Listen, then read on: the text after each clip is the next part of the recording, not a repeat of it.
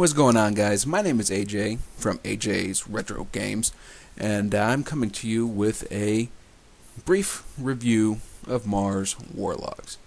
Now, if any of you guys have seen my channel, you might have noticed that I did do a walkthrough of Mars Warlogs on my channel. However, I stopped recording a little ways in just because there were not enough views for the videos and for me to keep putting them up. That being said, I did finish at least one storyline of the game, and I have to say, all in all, I enjoyed this game for a $20 purchase. It of course has flaws, but again, $20, not bad, and I feel like it was worth the money that I did pay for it. That being said, it has a lot of issues. First and foremost is the terrible voice acting that is in this game. Your main culprits are going to be Devotion. Mr. Temperance, I'm Devotion. General Honorgrant sent me. He'd like to talk to you. And Mary. Using me, but at the time I didn't think things could be any different. So I followed you to kill you. Both of them have terrible voice acting that make me want to just rip my ears out, try to get to my eardrums, and stop myself from hearing them even speak words. Might be a little drastic, but truth is, they're bad. It's just very bad voice acting. But I figured I can look over the bad voice acting. I understand that happens on indie games, and it's just the way it works. I figured, if nothing else, the saving grace of this game would be its fight system. It's got so much that can work for it. You find out that the main character, Roy, is a techromancer, or was a former techromancer, which then opens up a whole new world of magical type abilities, including shooting lightning bolts from your fingertips and a plethora of other things that you could possibly do with this character. It's going to be a great fight system, but it too has some major flaws. First and foremost, you got companions, and they do nothing. The companions have a tendency of dying really fast and mainly only operate as some form of human meat shield to try to give you a chance to retreat for a few seconds, take a healing potion, and get back into the battle. Doesn't always work, and therefore they're still useless. Now, if you have another techromancer, which is Mary, in your party, you may end up getting killed by your own party member.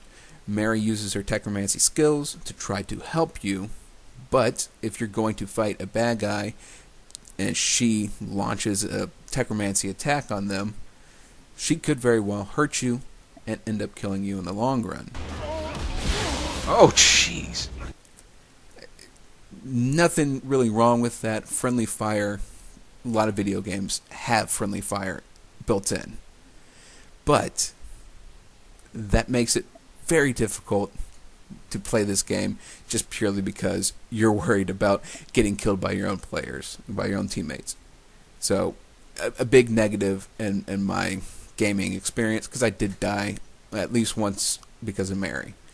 That being said, there is one system, and like I said, there's a lot of stuff that you can do as far as shooting a nail gun and firing lightning bolts and doing a human shield and all this other stuff you can do.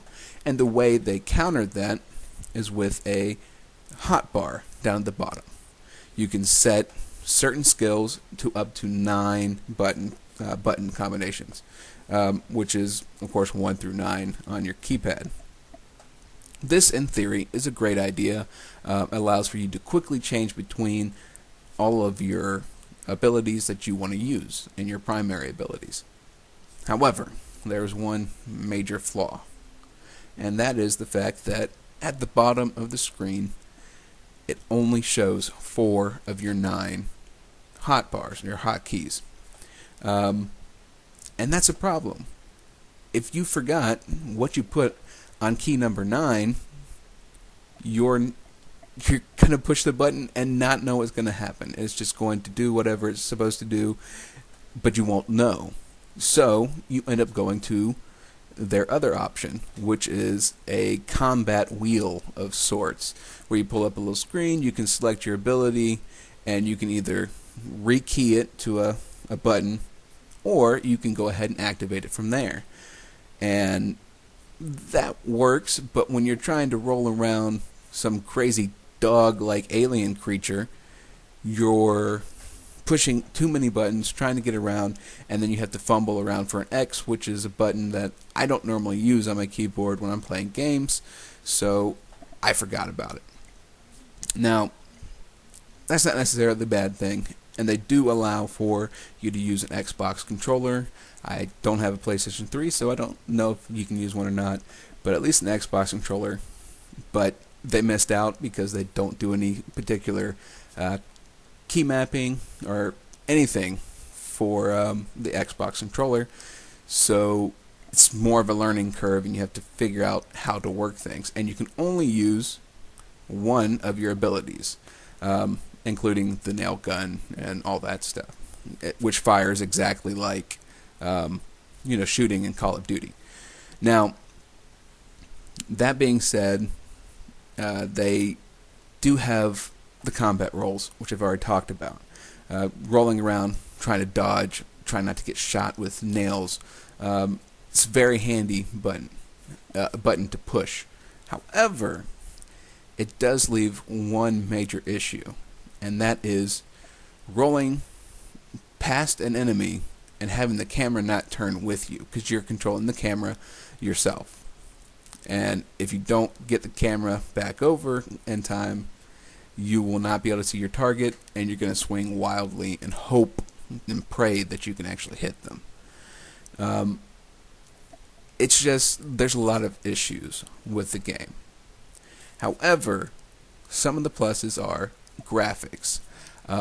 For me, playing mostly retro games, classic games, the graphics are really good. They leave some things to be desired as far as face and other graphics and designs. But all in all, I like the graphical elements, I like the look of the game, and it's got a pretty enthralling story, which is something that an RPG type game always needs, is a good story. And this one has a very good story as far as that goes. I wish they had hashed it out a little bit better, made it last a little bit longer. After I stopped recording, it turns out I only had maybe 3 more hours worth of gameplay. I probably could have dragged that out. So I wish they had added a little bit more to the story, and at least as far as the ending I played, it was very anticlimactic, just the way it ended. It was very quick, very abrupt, and you're kind of like, wait, that was it?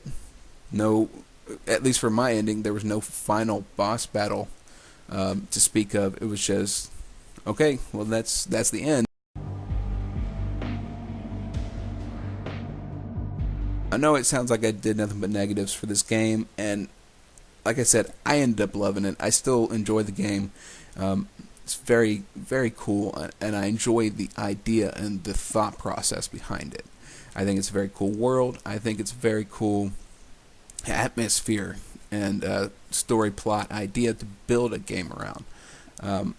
However, its major flaws are combat system, voice acting, and the storyline is a little bit lacking. Overall, it's a good game. If you don't mind spending $20 and you want a good, 10 hours or so just to play a decent title, it does have at least 2 storylines, so maybe 20 hours altogether. Go ahead and pick it up. It is a good game, and I did enjoy it a lot. However, keep in mind, it does have those flaws, and I wish they had hashed out the combat system. That's the main thing I'm upset about, is the combat system. I wish it were better, but it is what it is. And for a $20 game and $20 title, it's not bad. It reminds me of games along the lines of Darkstone from PlayStation 1, which was the attempt at a $10 title right out the gate in the early 90s. And well, actually, it would have been the late 90s, but I digress. It was a $10 game, put out, very cheaply made, but it's a title, and it worked, and it was functional, and did what it's supposed to do. This game does the same thing. It has flaws, but it does what it's supposed to do, and it gives you a good 20-some-odd hours worth of enjoyment, unless you play really fast, and then it's probably 10 hours. But all in all, not a bad game. Check it out on Steam for $20. It's $19.99. If you feel the urge to do so, it is a good game. But unfortunately, like most indie titles, there's issues and there's stuff that you wish they could have done. But they didn't have the budget of some of the bigger titles, and you get what you paid for. So, anyways, that is my thoughts on this game. All in all, I would give it probably 3 stars out of 5.